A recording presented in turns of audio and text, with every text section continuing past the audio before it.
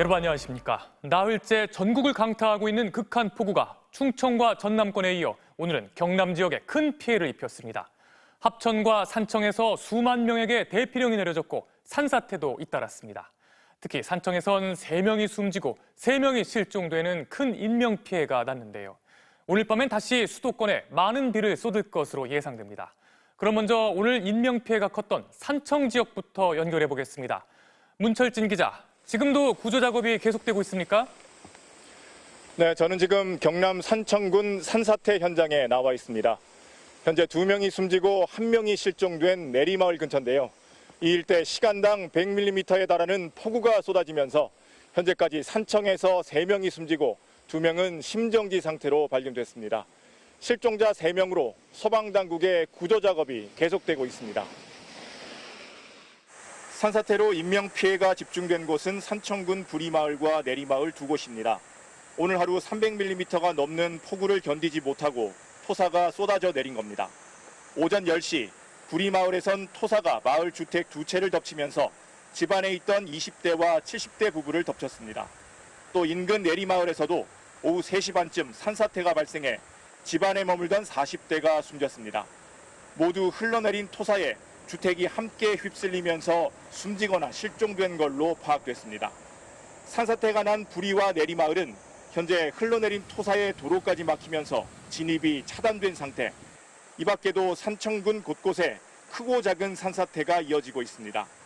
병정리에서도 폭우에 토사가 유출됐고 차황면과 신등면 등지에서도 산사태로 주민들이 인근 학교와 마을회관 등으로 황급히 대피했습니다. 침수 피해도 잇따랐습니다. 단성면과 신등면, 시천면 등에선 하천이 범람해 도로와 비닐하우스가 물에 잠기고 주민들이 고립됐고 대전 통영고속도로는 비탈면 유실로 상행선 산청나들목과 단성나들목 구간이 통제되고 있습니다. 앞서 산청군은 오후 1시 50분쯤 전 국민에게 즉시 대피하라는 내용의 긴급 문자를 발송했습니다. 자치단체가 수해를 이유로 모든 주민에게 대피 명령을 내린 건 처음입니다. 소방당국은 오후 1시부터 국가 소방동원령을 내린 가운데 소방력을 총동원해 구조 작업을 벌이고 있습니다. 지금까지 경남 산청에서 MBC 뉴스 문철진입니다. 경남 산청은 올봄 대형 산불로 큰 피해를 입은 지역이죠. 아직 산불 복구도 제대로 못한 상황인데 역대급 폭우로 산사태까지 벌어지는 극한의 재난을 맞았습니다. 곳곳에서 산사태와 침수가 잇따라 사상 초유의 전 국민 대피령이 내려졌고 현장에 간 저희 취재진도 고립된 상황인데요. 긴박한 현장 상황을 박민상 기자가 보도합니다. 지난 3월 대형 산불이 났던 경남 산청군 시천면. 물을 잔뜩 머금은 흙이 퍼붓는 집중호우를 견디지 못하고 한꺼번에 쏟아져 내렸습니다. 인구 3만 3천여 명의 산청군 마을 곳곳이 폭격을 맞은 듯 아수라장이 됐습니다. 불어난 강물이 교량을 덮쳤고 마을 대부분은 흙탕물로 변했습니다. 집중호우로 산청 지역 곳곳이 막히면서 보시는 것처럼 많은 차량들이 고립되어 있습니다. 취재진도 산청군 삼정면 산사태 현장을 시야다 갑작스러운 토사 유출로 고립됐고 이곳 시천면까지 이동했지만 4시간째 고립되어 있습니다. 밀려 내려온 흙더미가 마을을 두둥강 내듯 훑고 지나가며 주택과 담장을 집어삼킵니다. 마을을 다 썰었어. 침수 피해도 잇따랐습니다. 한 남성이 가슴 높이만큼 찬물을 가로질러 도로를 건너가더니 피할 곳 없는 남녀 2명을 구조해냅니다. 남강의 지류인 진주 대곡천도 범람하면서 인근 도로와 주택 상가가 순식간에 물에 잠기고 맙니다. 물이 넘치면서 범람하면서 좀 오른쪽하고 낮은 지대가 점점 잠기기 시작한 것 같아요. 도로까지도 침수가 됐네요, 지금. 물이 차오는 거 보고 지금 이렇게 해가지고 높은 데 지금 와가지고 있어요. 손님들이 식사하시다가 나오고 있어요. 잠기고 통제되고 오도 가도 못하던 주민들은 긴급 대피 명령에 따라 인근 초중고교로 황급히 몸을 피했습니다. 대곡천이 넘쳐가지고 모래 물이 다 잠고 지금 주민들 대곡 초등학교로 대피시키고 여기 주민들 못 들어가게 하고 막고 있습니다. 이틀 전부터 오늘 오후까지 경남 산청에는 최대 760mm의 비가 내렸고 비 피해 신고는 경남 전역에서 260여 건에 달했습니다. MBC 뉴스 박민상입니다. 계속해서 지역별 상황 짚어보겠습니다. 전남 광주 지역에서는 실종자 2명을 찾고 있지만 발견하지 못했고 오늘도 1명이 추가 실종됐다는 소식이 들어왔습니다. 또 수해가 휩쓸고 간 자리에 멀쩡한 물건을 찾기가 힘들고 특별 재난지역 지정 등 정부 지원이 절실한 상황입니다. 주현정 기자입니다. 거칠게 흐르는 흙탕물 한가운데 선 남성이 누군가를 필사적으로 붙잡고 있습니다. 다른 남성이 도우려고 뛰어들지만 거센 물살에 휩쓸려 넘어집니다. 이들이 구출하려던 이는 70대 노인. 시간당 70mm의 폭우가 쏟아지며 갈라져 버린 도로에 발이 끼어 오도 가도 못하던 상황이었습니다. 공업사 직원분들 한 7분이 나오셔가지고 구출을 하신 거예요. 그분들 아니었으면 나 죽었다고 계속. 교각 상단까지 물이 찼다 빠진 광주천. 교량 기둥 아래 성인 허벅지 높이만큼의 구덩이가 파였습니다. 6.25 전쟁 격전지인 옛 산동교는 지지대에 금이 가고 교량은 V자 형태로 휘었습니다. 폭우에 침수됐던 광주 북구의 한 마을은 길 여기저기 뻘을 뒤집어 쓴 세간살이들이 가득합니다. 주민들은 순식간에 밀려든 물을 떠올리면 지금도 아찔하다고 말합니다. 그 많은 물이 어디로 아주 우리 집만 한 것이 아니라 다 그래. 저 앞집은 더 그래. 그거는 큰 방가에 들어가 버렸다. 이 난리가 못 나네. 오늘에서야 수도가 연결된 집은 겨우 복구를 시작합니다. 포배도 하고 장판도 깔아야 되는데 아무나 만났지. 침수에 지붕이 들리고 기울어진 집들. 마을 주민들은 인근 신안교 정비 작업 탓에 마을이 빗물이 빠지는 길이 돼버렸다고 지적합니다. 거리에서 물이 막히니까 여기 물이 차니까 수로로 대붙다 이 말이에요. 수로 돼가지고 물의 높이가 여기까지 차붙다 이 말이에요. 지난 17일 실종된 2명에 대한 수색은 계속된 비에 오늘도 별다른 성과를 내지 못했습니다.